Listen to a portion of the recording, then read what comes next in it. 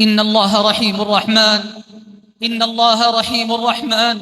أخي الحبيب، مهما حملت من الذنب العظيم، والله لو بلغت ذنوبك عنان السماء أو مثل رمل عالج أو كزبد البحر الذي لا ينتهي ما دام البحر في لجة، أقبل على الله، أقبل على الله، فإن الله أرحم من أن يقبل العبد عليه معترفا بذنبه.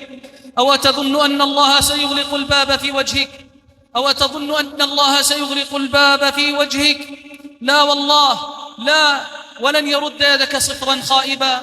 الله يغفر ذنب الشرك إن تاب العبد منه قبل أن يغرغر، يغفر الله الزنا، يغفر النظر إلى الحرام، يغفر الله سبحانه وتعالى كل ذنب، يغفر الله سبحانه كل ذنب. عن النبي صلى الله عليه وسلم فيما يحكي عن ربه قال الله عز وجل: أذنب عبد ذنبا فقال اللهم اغفر لي ذنبي، فقال اللهم اغفر لي ذنبي، فقال تبارك وتعالى: أذنب عبدي ذنبا فعلم أن له ربا يغفر الذنب ويأخذ بالذنب، ثم عاد العبد فأذنب، يكررها حتى يقول له الله: اعمل ما شئت فقد غفرت لك، اعمل ما شئت فقد غفرت لك.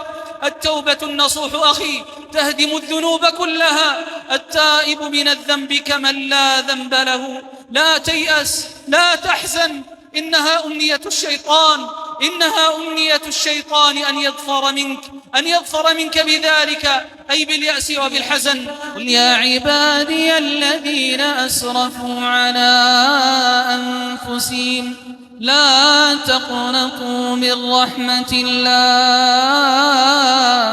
إن الله يغفر الذنوب جميعا، إن الله يغفر الذنوب جميعا، إنه هو الغفور الرحيم. أخي الحبيب، انظر إلى جميل عفو الإله. قال الله في الحديث: يا ابن آدم إنك ما دعوتني ورجوتني غفرت لك على ما كان منك ولا أبالي. يا ابن آدم لو بلغت ذنوبك عنان السماء ثم استغفرتني غفرت لك ولا أبالي.